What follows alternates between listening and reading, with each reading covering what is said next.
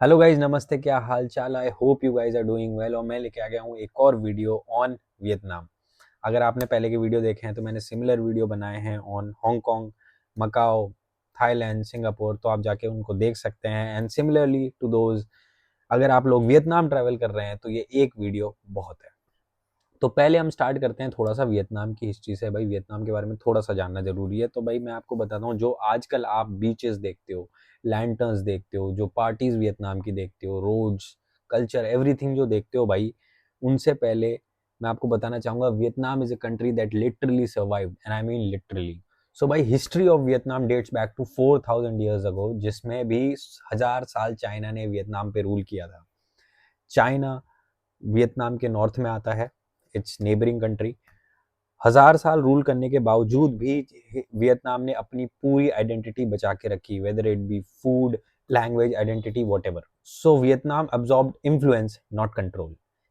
In 19th century Vietnam was colonised by French. इसीलिए अगर आप देखोगे आपको यहाँ पे baguettes, coffees, European style building सब ये देखने को मिलेगी। इनकी हैबिट में था रेजिस्टेंस, इसीलिए बच पाए और इसीलिए इस सब चीज़ों से निकल पाए। भाई after world war two Vietnam became the centre of most brutal wars in human history, the Vietnam war. वो सिर्फ एक वॉर नॉर्थ वर्सेस साउथ नहीं था, it was a greatest proxy war जिसमें यूएस ने भी पार्ट ले लिया था। So after decades of war Vietnam ने अपने आप को रीबिल्ड किया।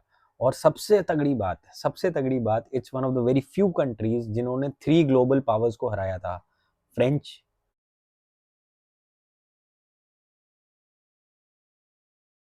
China, and the United States. And today, Vietnam is one of the fastest growing Southeast Asian countries with exports, manufacturing, startups, and a huge amount of young population. और 2025 में Vietnam 6 to 7% की rate से grow कर रहा है, which is one of the fastest growing economies अगर आप देखोगे। वियतनाम ने पिछले साल लगभग 20 से 22 मिलियन टूरिस्ट को वेलकम किया है, और ये प्री पैंडेमिक टाइम से भी ज़्यादा है। और अगर आप देखोगे, it's ranking amongst the top tourist destinations in south east Asia. तो चलिए भाई इसी से शुरू करते हैं वियतनाम की जर्नी। तो भाई सबसे पहले बात कर लेते हैं वीज़ा की, जो कि सबसे इंपॉर्टेंट है। भाई वीज़ा वियतनाम का मिलना आसान है, इसकी अप्रूवल रेटिंग 95 के आसपास पे रहती है। $25 का है सिंगल एंट्री, $50 का है मल्टीपल एंट्री। आप डिपेंड करता है कि आप एजेंसी के थ्रू करते हैं। भाई एजेंसी के थ्रू करते हैं तो अगर इंडिया INR में बात करूँ तो 500 400 से लेके 600 रुपये ऐड कर देती हैं जो भी एजेंसीज हैं, चाहे एटलस हो चाहे कोई और भी सर्विस हो। लॉट ऑफ MMT भी आजकल प्रोवाइड करती है। तो भाई 400 से 500 600 रुपये ये ऐड करते हैं, लेकिन सिंगल एंट्री है 25 और मल्टीपल एंट्री है 50 USD। ठीक है, USD फ्लक्चुएट करता रहता है तो उसके अकॉर्डिंग प्राइसेस भी इसकी चेंज होती रहती हैं। इसकी वैलिडिटी 90 दिन की होती है मैक्सिमम, उससे ज़्यादा ये नहीं देते हैं। ई वीज़ा की मैं बात कर रहा हूँ। स्टिकर वीज़ा भी अवेलेबल होता है इसका, शायद हर कंट्री के लिए नहीं है, लेकिन उसके लिए आपको फिजिकली विजिट करना पड़ता है as usual for other countries. ठीक है, इसका प्रोसेसिंग टाइम होता है 5 से 7 दिन, लेकिन भाई कभी कभी ये लेट हो जाता है क्योंकि वियतनाम की वॉल्यूम्स बहुत फ्लक्चुएट करती हैं, ध्यान रखो। इसीलिए वैसे तो रिजेक्शन नहीं होता, लेकिन ठीक है अगर बाई चांस होता है तो उसको भी आप कंसिडर करके चलें।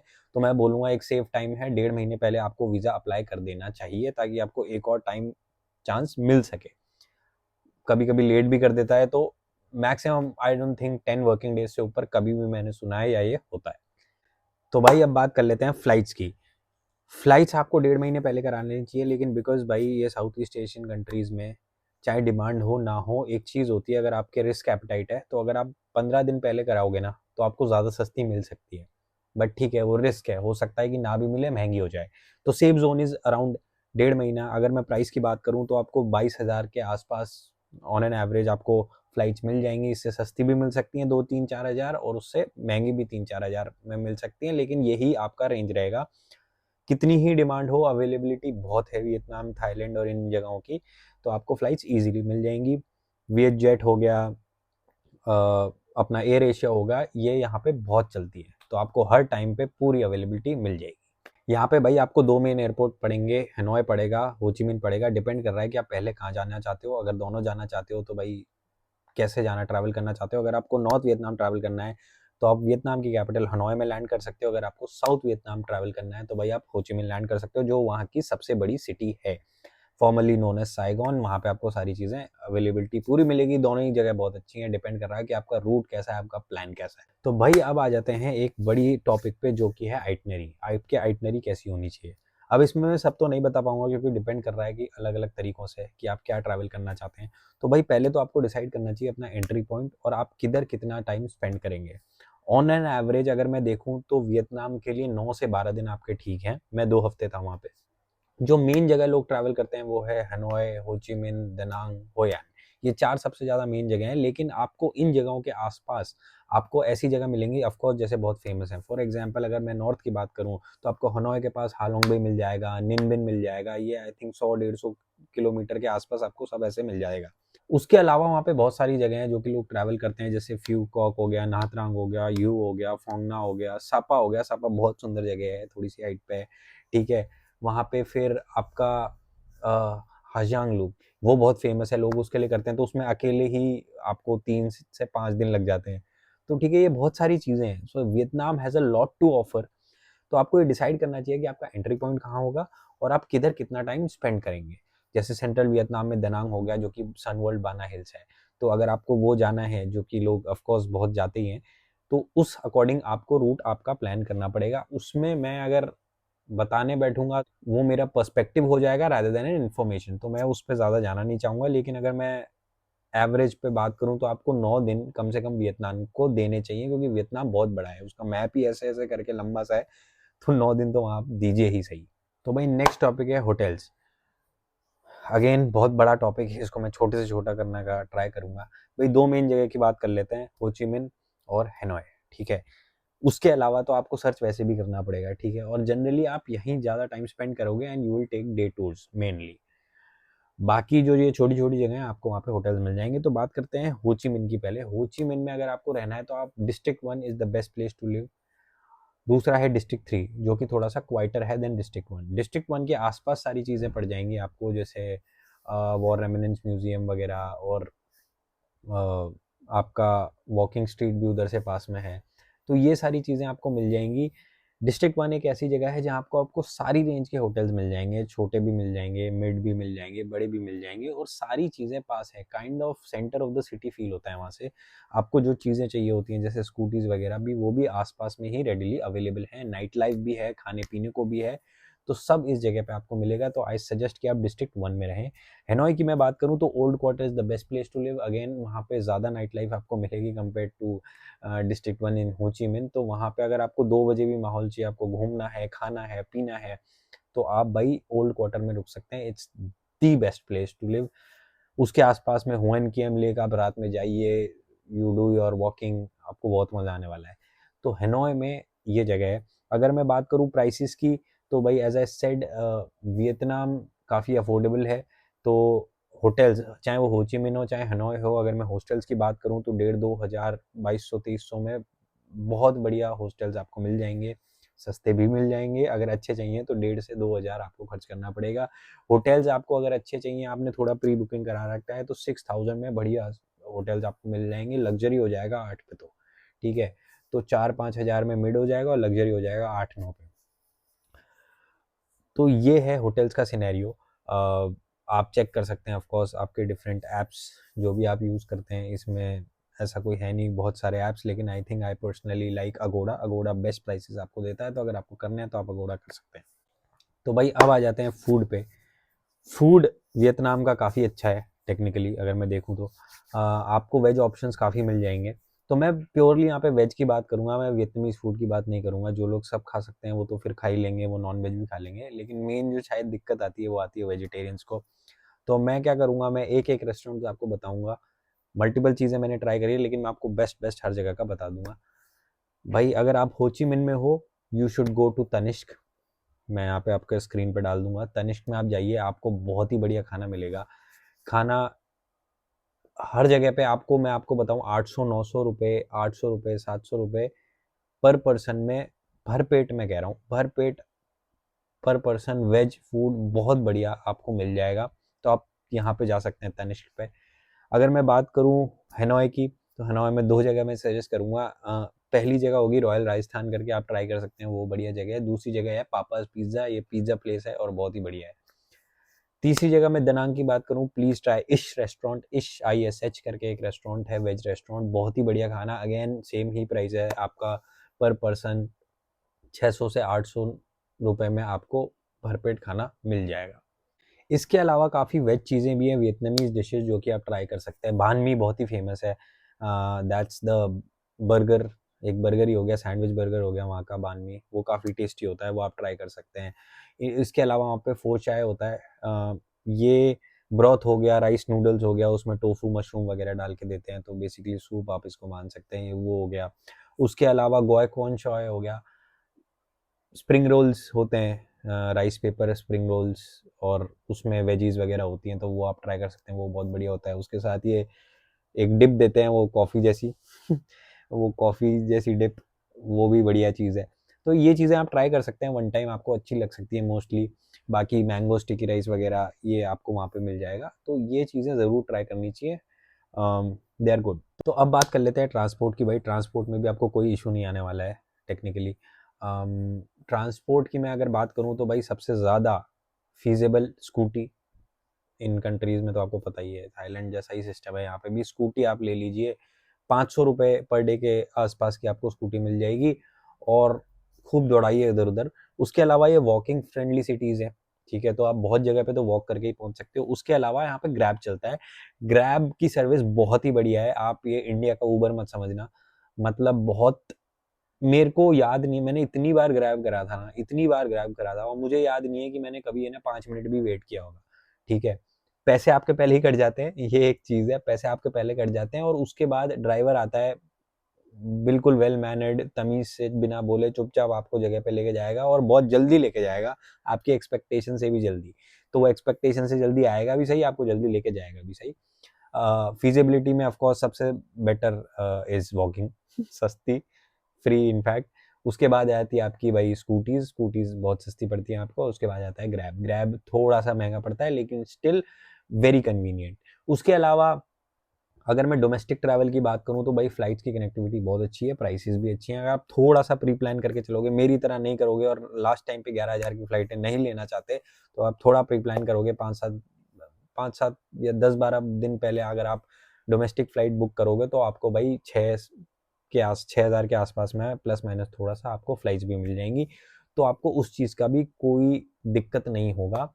टैक्सी हो गया, आपकी स्कूटी हो गया, चलना हो गया, फ्लाइट्स हो गया, ईजिली ये चीज़ आपकी हो जाएगी, कहीं पे भी आपको दिक्कत नहीं आएगी। आपका आप ऑनलाइन तो भाई ग्रैब से पे हो ही जाता है, ठीक है, उसके अलावा कैश से भी आप पे कर सकते हो, वो भी कोई दिक्कत नहीं है। और मतलब मुझे पता ही, मतलब भाई सबसे इंटरेस्टिंग और सबसे पूछे जाने वाला क्वेश्चन भाई, ड्राइविंग का क्या सीन है, और वहाँ पे हमारा जो ड्राइविंग लाइसेंस है वो क्या वैलिड है, नहीं है वैलिड, ठीक है, नहीं है वैलिड। उसके लिए लोग आईडीपी लेते हैं, which is international driving permit. मैं आपको बता दूं, आईडीपी के साथ, आईडीपी की वैलिडिटी ही ऐसे होती है अगर आपका उसके साथ खुद का ड्राइविंग लाइसेंस है, तो दोनों को मिला के आप वैलिड होते हो किसी कंट्री में ड्राइव करने के लिए, राइट। देखें ना देखें वो अलग चीज़ है, that's a different case scenario, लेकिन वैलिडिटी ऐसी चेक होती है। तो एज एन इंडियन आप वियतनाम में ड्राइव कर ही नहीं सकते, इट्स इलीगल। अब कुछ लोग बोलेंगे कर सकते हैं, कर सकते हैं, मैं बताता हूँ भाई कैसे कर सकते हैं। इंडिया फॉलोज 1968 वियना कन्वेंशन, ठीक है, और वियतनाम फॉलो करता है 1949 जेनेवा कन्वेंशन। तो जो आप आईडीपी लेते हो उसके साथ जो आप अपना इंडिया का ड्राइविंग लाइसेंस शो करते हो वो है 1968 वाला convention, which is invalid in Vietnam. तो basically as an Indian you can not drive in Vietnam, ठीक है। अगर आपको कोई पकड़ लेगा और आपको पैसे लेना चाहेगा ना, तो भाई आप ड्राइव कर ही नहीं सकते। आप अपना दोनों दिखा दोगे तो वो बोलेंगे भाई 1968 पता होगा उसको, of course 1968 convention it's invalid, तो वो 1949 convention which is the Geneva convention वो फॉलो करते हैं। तो as an Indian you are not allowed to drive in Vietnam. अब इसके कॉन्ट्ररी बात कर लेते हैं, कोई नहीं पूछता, ठीक है, आपको पता है सारे इंडियन जाके वो ही करते हैं और वो उनको भी पता होता है, ठीक है। ऐसा नहीं है कि कोई भी ऐसा केस नहीं होता होगा जिसमें नहीं पकड़ते होंगे, अगर आप कोई उल्टी हरकत कर रहे हो तो कोई पकड़ लेगा, लेकिन ऐसा कोई ज़्यादा फोकस नहीं करता, क्योंकि भाई एक चीज़ है। अब आ जाते हैं कल्चरल शॉक्स पे, थोड़े कल्चरल शॉक्स। कल्चरल शॉक्स क्या है भाई, ड्राइविंग एक सबसे बड़ा शौक है वहाँ पे। मैं दिल्ली में ड्राइव करता हूँ, ठीक है, मैंने छोटे छोटे शहरों में भी ड्राइव किया है। वहाँ की ड्राइविंग ही अलग है भाई, पता नहीं कौन से नशे करके लोग गाड़ी चला रहे हैं वहाँ पे। ऐसे गाड़ियां उड़ाते हैं ना, और स्कूटी वाले तो अलग प्रोफेशनल्स हैं वहाँ पे। आप अपने को समझ रहे हो कि आप यहाँ पे कोई टू व्हीलर चला के प्रोफेशनल हो, तो आप वहां जाके देखो कि वो कैसे चलाते हैं, वो अलग लेवल के प्रोफेशनल हैं। तो भाई कि उल्टा ट्रैफिक, आप सीधे चल रहे हो, उल्टा भीड़ आ जाएगी कहीं से, लाइट है नहीं है, मेन जगहों पे फॉलो हो रहा है, आधी जगह पे तो फॉलो ही नहीं हो रहा।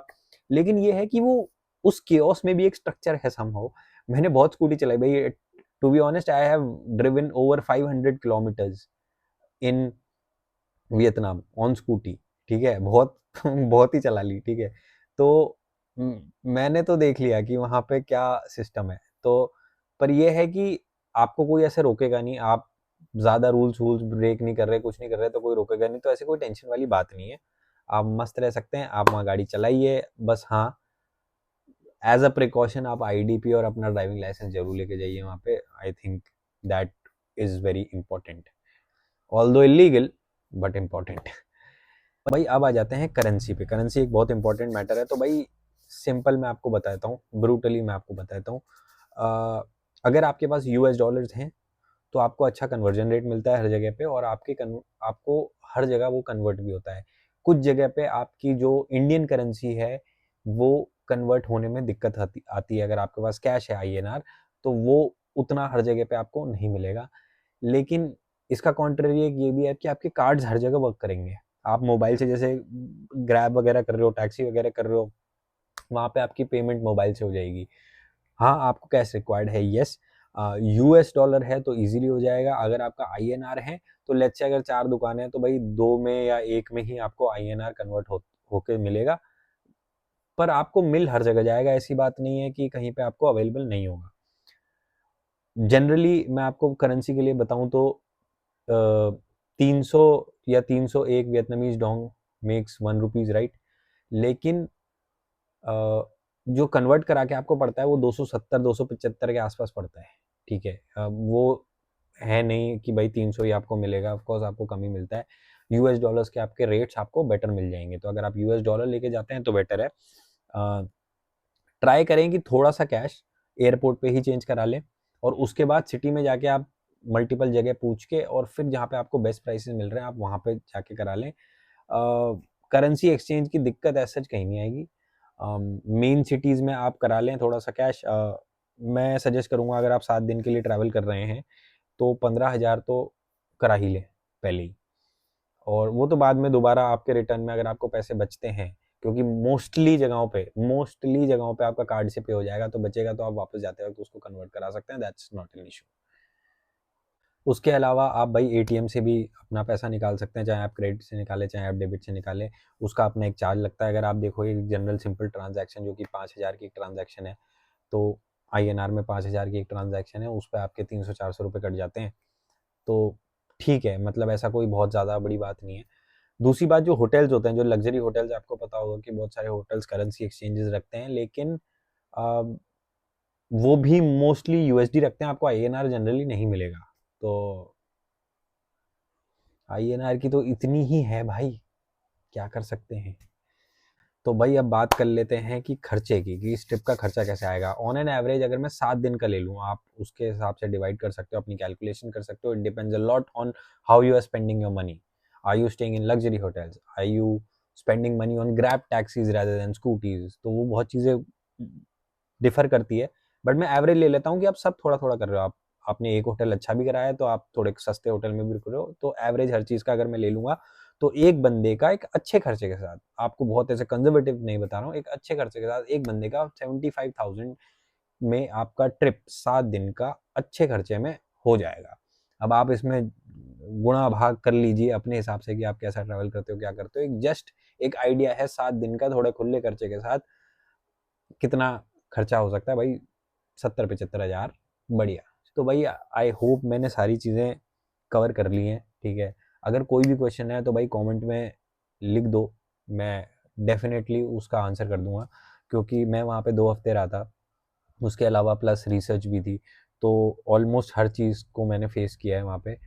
तो प्लीज़ डू कमेंट। वीडियो अच्छा लगा तो भाई please like subscribe, thank you so much.